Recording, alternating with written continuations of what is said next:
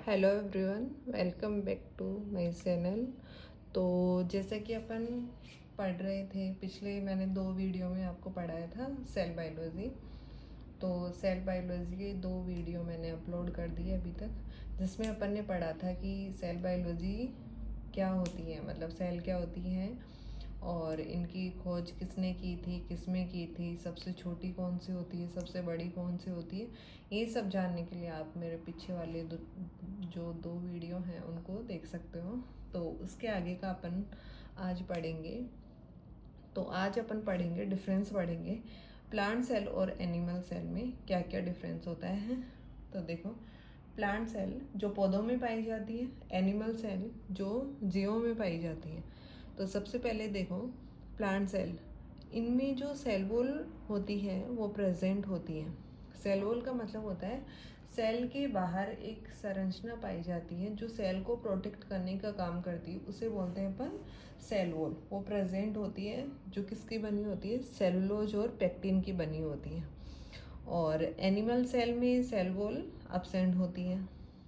फिर आगे देखो, इनमें प्लास्टिड पाए जाते हैं और एनिमल सेल में प्लास्टिड अब्सेंट होते हैं, बट अपवाद स्वरूप होते हैं यूग्लिना और क्लोरोप्लास्ट। यूग्लिना में क्लोरोप्लास्ट प्रेजेंट होते हैं। फिर आगे देखो, आरपीएससी में आया हुआ क्वेश्चन है, इनमें 2 निकटवर्ती कोशिकाओं के बीच प्लाज्मोडेस्मेटा, मतलब जो पास में 2 कोशिकाएं होती हैं उनको एक जोड़ने का काम करती हैं, मतलब उनके बीच में बनता है प्लाज्मोडेस्मेटा। वो बनता है आपका जो मल्टीसेलुलर जो प्लांट होते हैं। मल्टीसेलुलर का मतलब होता है जिसमें बहुत सारी कोशिकाएं पाई जाती हैं। फिर देखो, एनिमल सेल में इनमें डेस्मोड सोम या टाइड जंक्शन पाए जाते हैं। या आपके आरपीएससी सीटेट और केवीएस में आया हुआ क्वेश्चन है। फिर आगे देखो, प्लांट सेल में इनमें जो फूड स्टोरेज होता है वो स्टार्च के रूप में होता है, और इनमें फूड स्टोरेज होता है वो ग्लाइकोजन के रूप में होता है। फिर देखो आगे है, इसमें माइक्रोविली अब्सेंट होते हैं, इसमें माइक्रोविली प्रेजेंट होते हैं। मतलब माइक्रोविली का मतलब होता है छोटी छोटी संरचनाएं होती हैं, उसे बोलते हैं माइक्रोविली। फिर देखो, इनमें वैक्यूल का मतलब होता है रिक्तिका, बड़ी बड़ी होती है, और इनमें एनिमल सेल में ये अब्सेंट होती है या फिर कम कम होती है। ये वैक्यूल होती है, उनका काम होता है गैसेस एक्सचेंज करने का काम होता है। मतलब एक अपन देखें तो इस प्रकार की एक संरचना होती है, उसे बोलते हैं अपन रिक्तिका। मतलब एक खाली सी गोल सी संरचना होती है सेल के बीच में, उसे वैक्यूल या रिक्तिका बोला जाता है। आगे देखो, इनमें न्यूक्लियस पेरिफेरी होता है, मतलब परिधि की ओर होगा। मतलब जो न्यूक्लियस होता है वो परिधि की ओर होता है, पेरिफेरी होता है। और जो एनिमल सेल होता है उसमें सेंटर में होता है, सेंट्रल होता है। फिर देखो, नेक्स्ट है, प्लांट सेल में गोल्जी बॉडी बिखरी हुई होती है। मतलब जो गोल्जी बॉडी होती है, गोल्जी जो अपरेटस होते हैं वो बिखरे हुए होते हैं, जिसे डिक्टियोसोम कहते हैं। और एनिमल सेल में ये बिखरी हुई नहीं होगी, तो इसे बोलेंगे अपन गोल्जी कॉम्प्लेक्स। फिर देखो आगे, जो प्लांट सेल है उनमें इनमें साइटोप्लाज्म का डिवीजन कोशिका पट्टी निर्माण विधि, मतलब सेल प्लेट से होता है। मतलब जो साइटोप्लाज्म होता है वो सेल की प्लेट बनती है छोटी छोटी, जो सेंट्रीफ्यूगल में कम होता है। मतलब ये होता है वो अभिकेंद्री होता है, सेंट्रीफ्यूगल में कम होता है। फिर देखो, एनिमल सेल में इनमें संकुचन व खाज निर्माण विधि से होता है, जो अभिकेंद्रीकरण में होता है, अभिकेंद्रीकरण में होगा। फिर देखो, इनमें साइटोकाइनेसिस के दौरान फार्गेमोप्लाज्म गोल्जी वेसिकल, गोल्जी पुट्टिकाओं से बनता है। ये आरपीएससी में आया हुआ क्वेश्चन है। और एनिमल सेल में फार्गेमोप्लाज्म नहीं होता। तो ये आपके डिफरेंस हो गए एनिमल सेल और प्लांट सेल के। फिर देखो आगे अपन देखते हैं प्रोकैरियोट्स और यूकैरियोट्स, इनका डिफरेंस देखते हैं। प्रोकैरियोट्स जो होते हैं वो होते हैं आपके ब्लू ग्रीन एल्गी, माइकोप्लाज्म और बैक्टीरिया, ये आपके प्रोकैरियोट्स हो गए। फिर यूकैरियोट्स होते हैं, वो होते हैं एनिमल और प्लांट सेल। फिर देखो प्रोकैरियोट्स, इनमें झिल्ली युक्त सेल ऑर्गेनल अब्सेंट होते हैं, मतलब इनमें मेम्ब्रेन नहीं पाई जाती, वो होते हैं प्रोकैरियोट्स। ये आरपीएससी में आया हुआ क्वेश्चन है। और यूकैरियोट में होते हैं, ये प्रेजेंट होते हैं। फिर देखो आगे डिफरेंस है प्रोकैरियोट्स, इनमें mitochondria, ER, Golgi body, lysosome, nucleus, histone, protein, chloroplast absent होते हैं। ये सब इसमें क्या होंगे, प्रोकैरियोट्स में अब्सेंट होते हैं। और यूकैरियोट्स में ये माइटोकॉन्ड्रिया, ईआर, एंडोप्लाज्मिक रेटिकुलम होता है, Golgi body, lysosome, nucleus, histone, protein, chloroplast सब के सब प्रेजेंट होते हैं। फिर आगे देखो प्रोकैरियोट्स, इनमें वास्तविक क्रोमोसोम नहीं पाए जाते, बट जो यूकैरियोट्स होते हैं उनमें क्रोमोसोम पाए जाते हैं।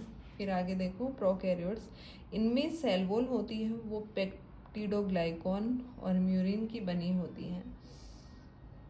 और इसमें एनिमल में होता है, एनिमल सेल होती है उसमें तो सेल वॉल होती है वो एब्सेंट होती है, और प्लांट में जो सेल वॉल होती है वो प्रेजेंट होती है। तो प्लांट सेल में और एनिमल सेल में मैंने अभी डिफरेंस बताया आपको।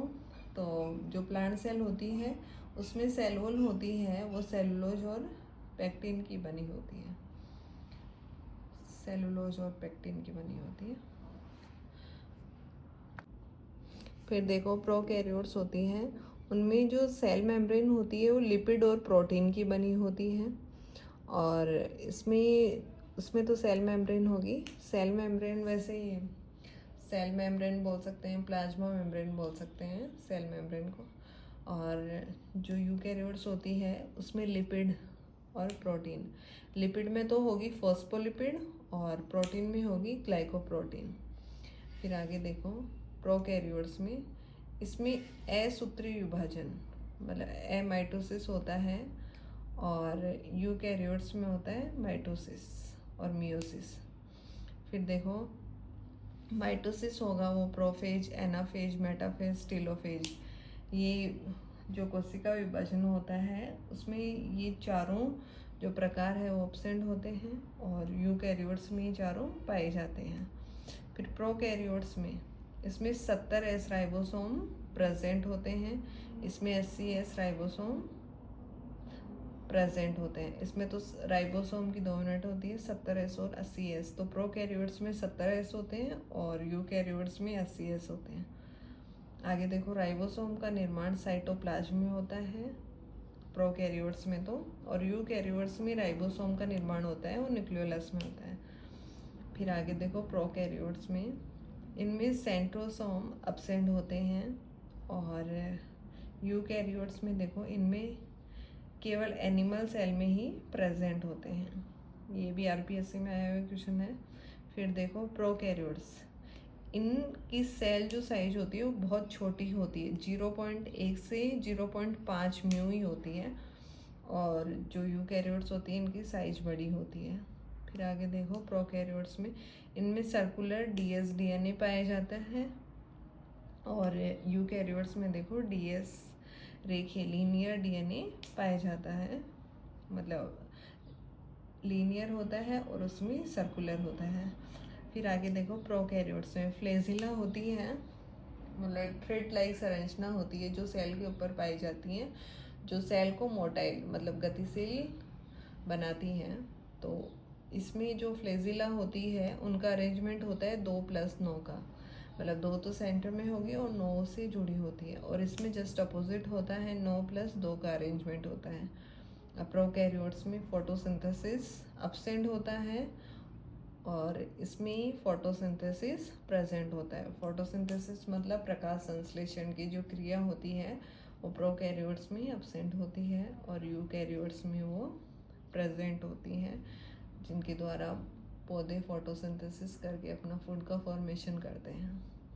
तो इसी के साथ ये आपका प्रोकैरियोट्स और यूकैरियोट्स का डिफरेंस कंप्लीट हुआ। आगे का अपन नेक्स्ट क्लास में देखते हैं।